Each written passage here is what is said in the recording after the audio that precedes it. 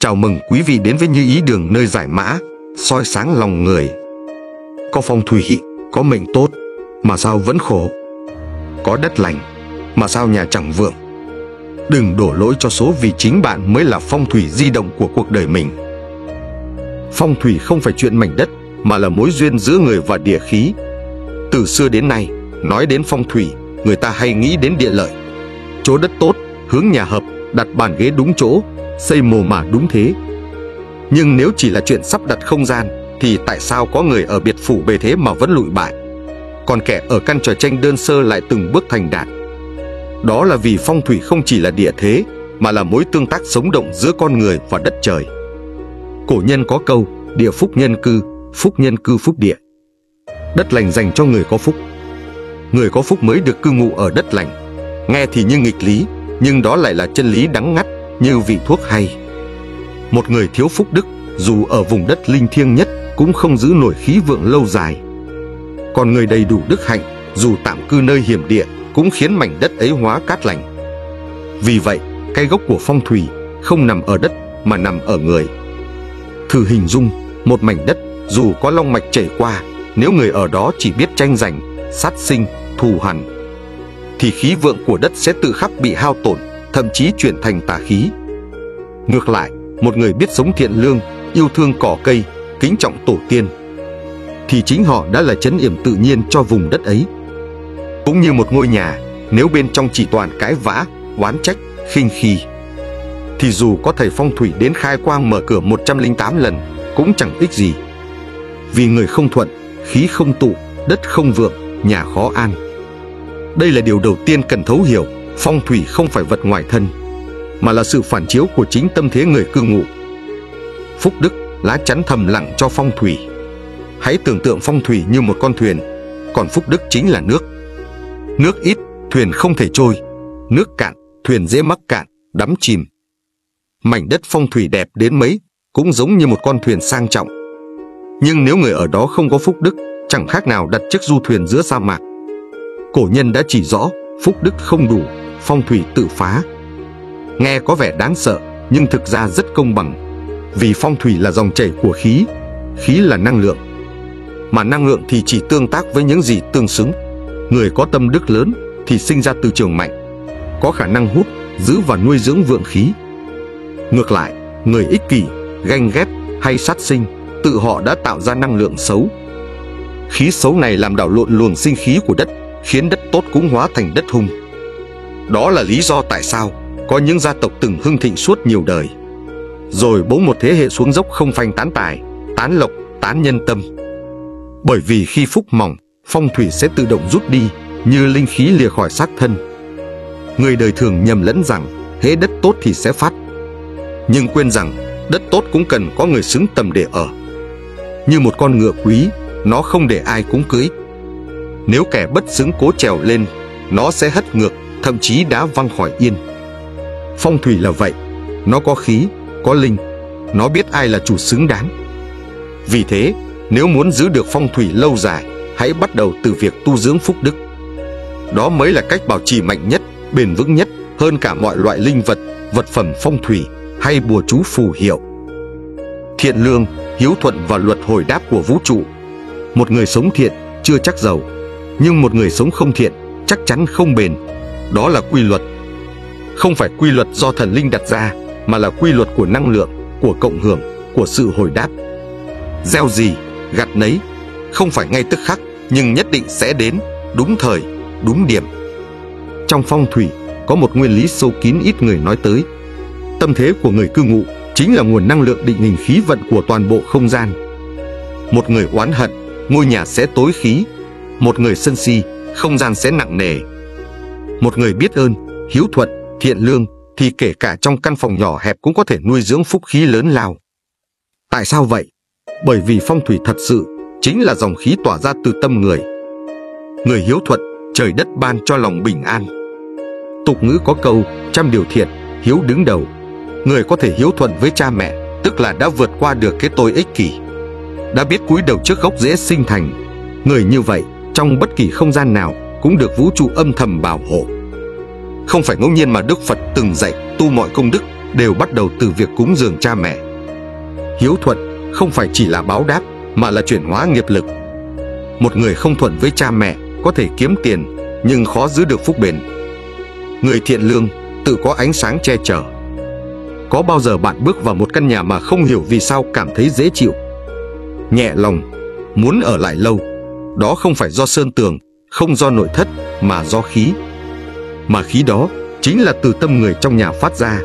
Có khi là một cụ già hay cười, có khi là một người mẹ chịu thương chịu khó, có khi là một đứa trẻ biết khoanh tay chào khách. Chính năng lượng con người là thứ tạo nên phong thủy mạnh mẽ nhất. Không có lá bùa nào linh hơn một lòng tốt, không có pháp khí nào quý hơn một lời nói thiện. Luật hồi đáp không chừa một ai. Một thương nhân làm ăn gian dối có thể giàu lên, nhưng rồi đến một đời nào đó con cháu sẽ phải trả. Có khi không bằng tiền mà bằng bệnh, có khi không bằng bệnh mà bằng sự cô độc, tai ương bất ngờ. Cổ nhân gọi đó là thiên báo, nhưng thực ra đó chỉ là luật cộng hưởng năng lượng. Như sóng radio, phát đi sẽ có hồi âm, dù bạn có quên, vũ trụ không quên. Và đó là lý do tại sao dưỡng phong thủy phải bắt đầu từ dưỡng tâm.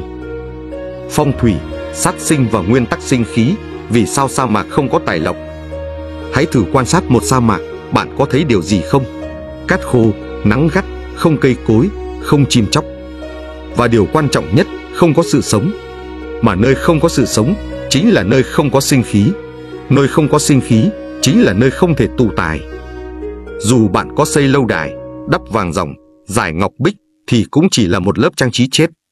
Sát sinh, tự mình hủy diệt trường khí. Có người hỏi, tại sao nhà tôi xây xong hoành tráng, chọn ngày giờ đẹp, mời thầy giỏi, mà vào ở vài năm sau lại suy tàn? Nói ra không phải để kết tội, mà để cảnh tỉnh. Vì sát sinh thường xuyên là hành vi làm rò rỉ sinh khí nghiêm trọng nhất. Nó tạo nên trường năng lượng hủy diệt, ảnh hưởng lên cả người và đất. Phong thủy không tồn tại nơi sinh linh sợ hãi. Thầy địa lý thời xưa, mỗi khi đi xem đất, đều để ý đầu tiên, có chim về làm tổ không? Có sâu bọ, côn trùng, dế mèn, rắn rít xuất hiện không? Nếu không có, dù mảnh đất ấy có thêm núi chầu sông tụ, cũng bị loại. Vì nơi không có sinh linh là nơi khí chết. Bạn thử nghĩ xem, một nơi suốt ngày đánh bắt, sát sinh, văng tục chửi bới, liệu có ai muốn ở lại? Không, cả khí cũng không ở lại. Con người sống trong trường khí đó, sớm muộn cũng bị ảnh hưởng. Tinh thần bất an, tâm tính nóng nảy, sức khỏe suy yếu.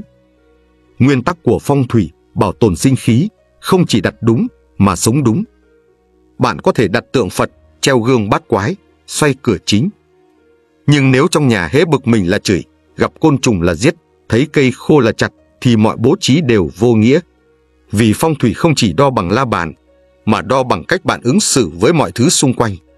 Nếu bạn có thể mở lòng để một con kiến sống, để một chậu cây héo được tưới, để một con mèo hoang có nơi nằm nghỉ, thì bạn đang làm điều tốt cho chính vận mệnh của mình.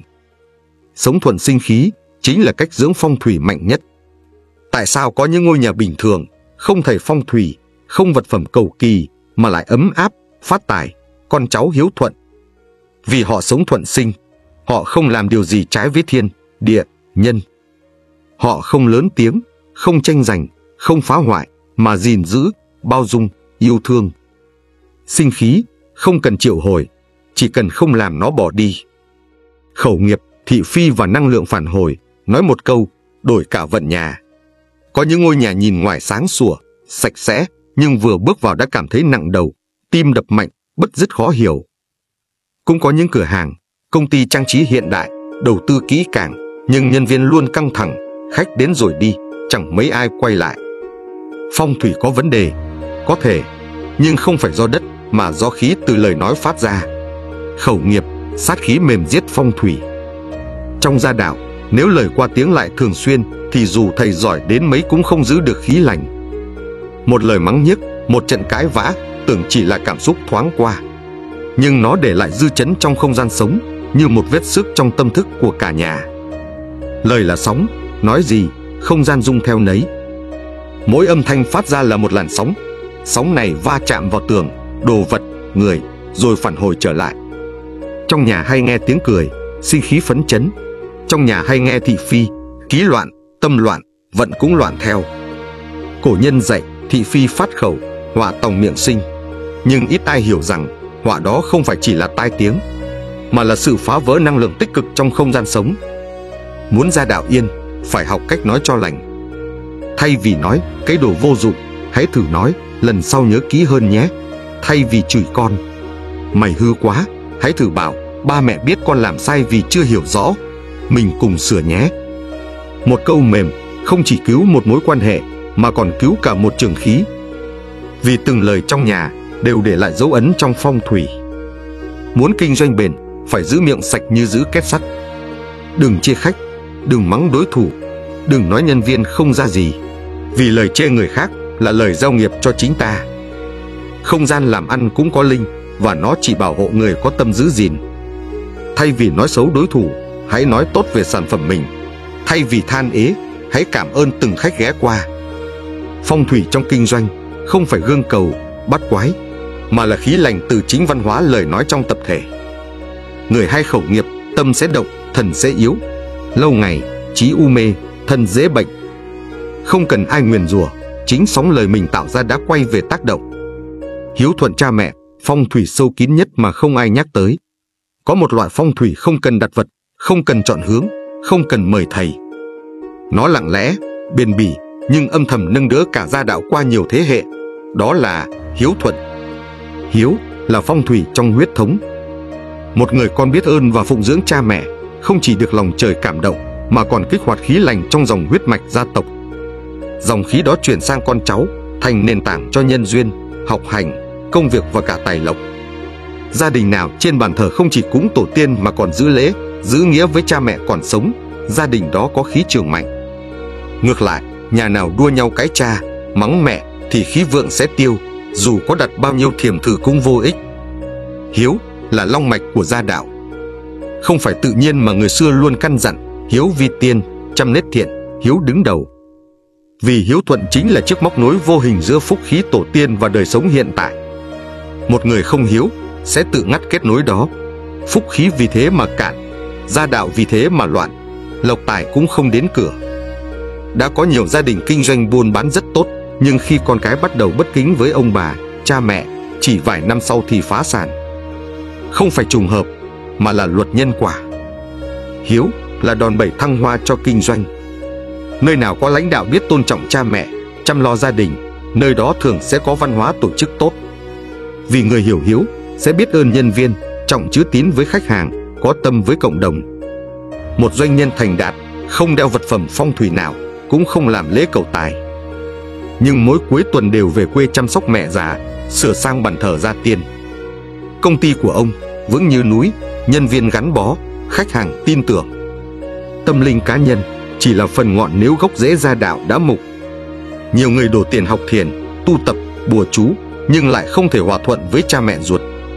Như người cố tưới lá trong khi rễ cây đang khô, chẳng thể xanh tốt.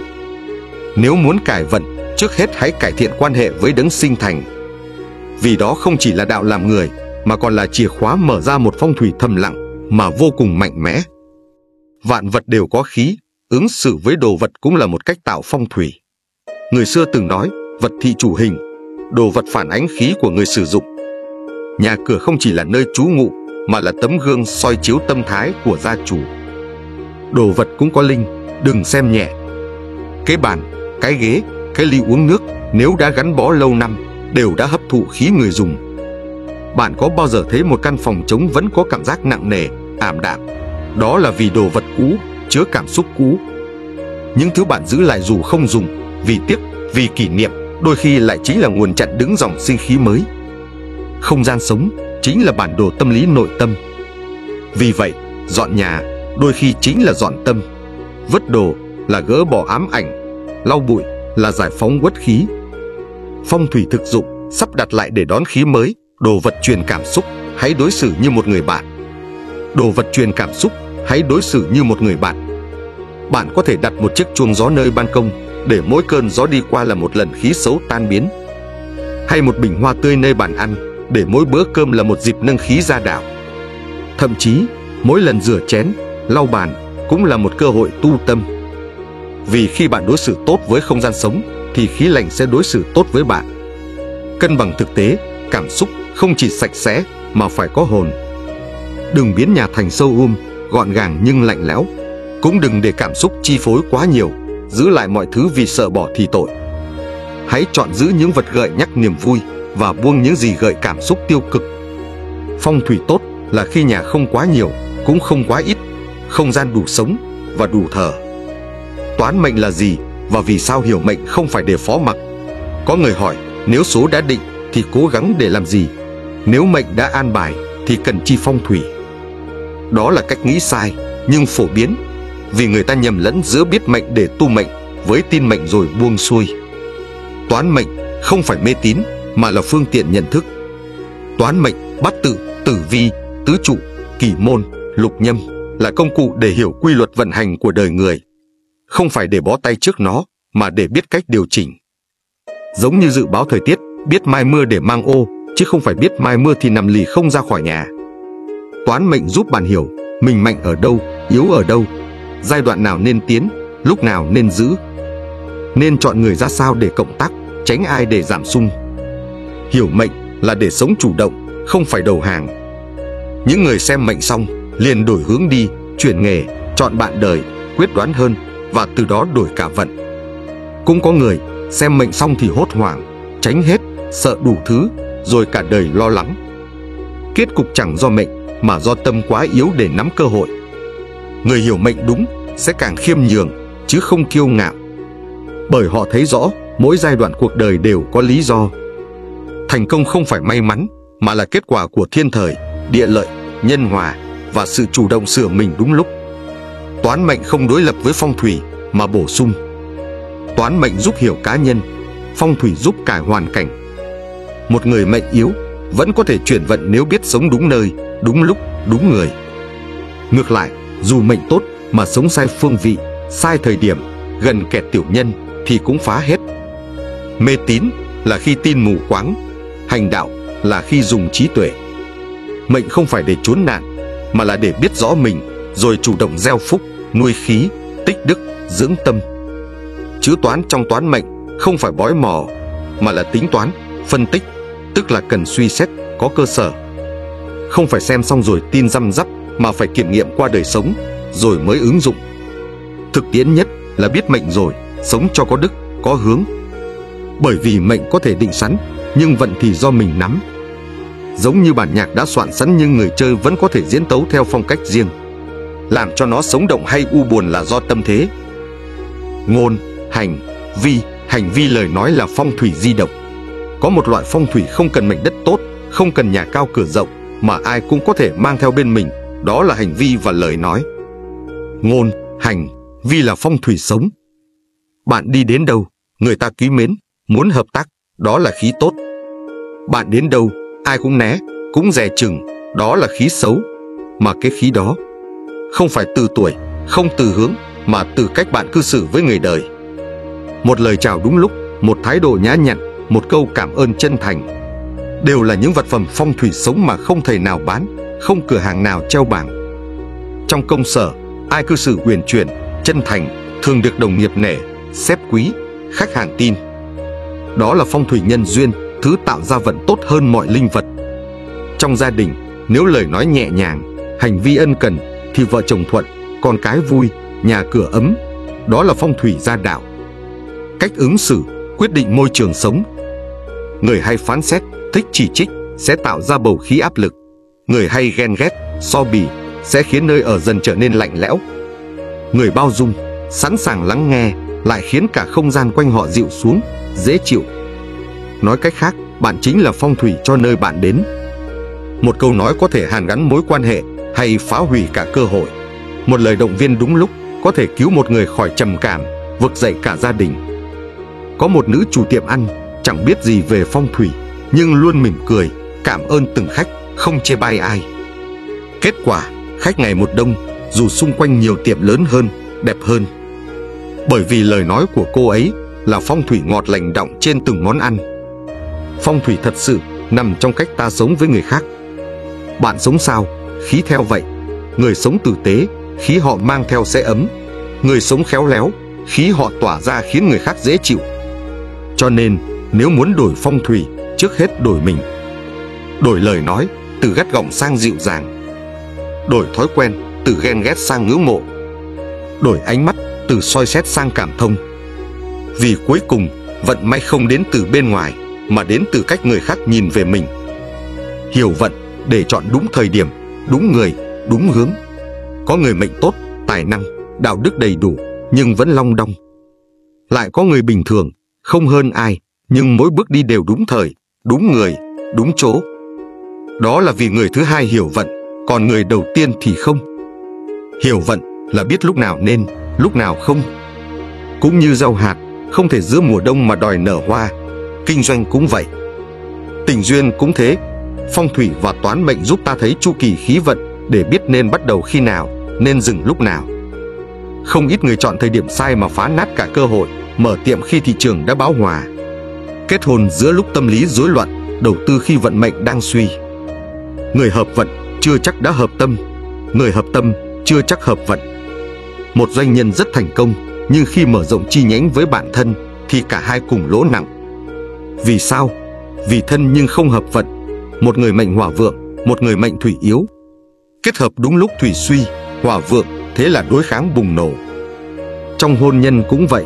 Có đôi vợ chồng yêu nhau nồng nàn nhưng lấy đúng năm kỵ tuổi, sống đúng nơi không phù hợp, cuối cùng xa nhau không phải vì hết tình mà vì vận không khớp. Thành công không phải vì giỏi nhất mà vì đúng thời điểm nhất. Người biết đón đầu xu hướng, chọn đúng hướng đi, dù chưa hoàn hảo vẫn có thể bứt phá. Trong khi người cứ cố gắng sai thời điểm, chỉ càng thêm mệt.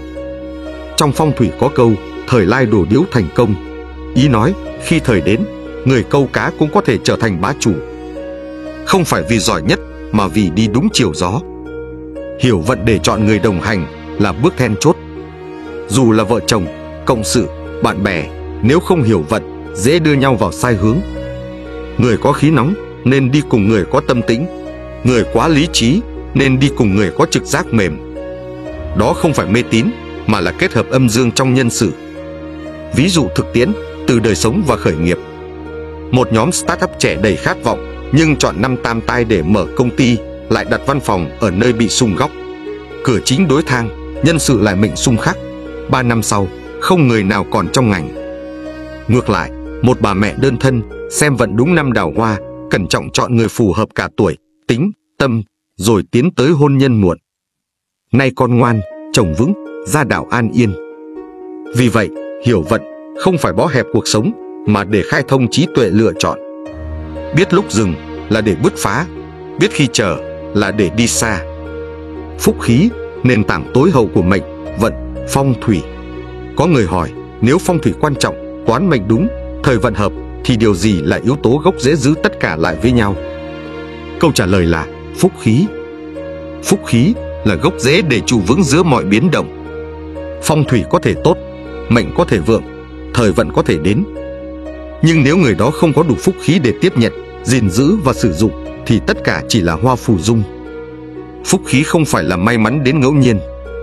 Nó là kết quả tích lũy từ cách sống, cách nghĩ, cách đối đãi với người và với đời suốt một quãng dài.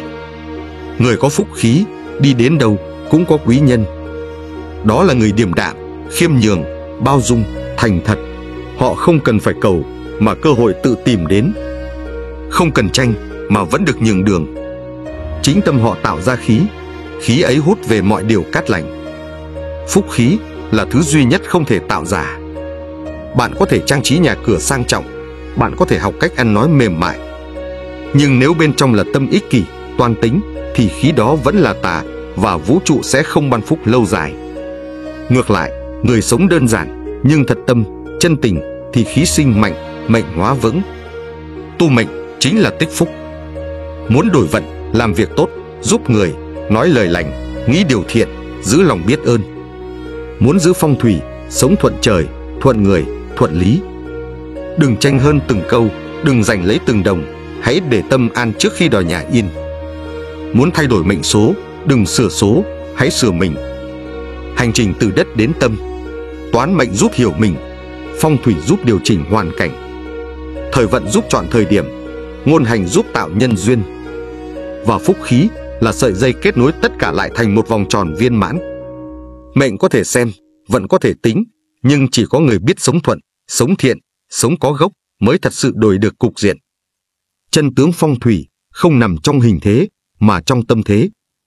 Nguyên lý toán mệnh không nằm ở bói toán, mà nằm ở việc tu tâm dưỡng tính để vượt lên số mệnh.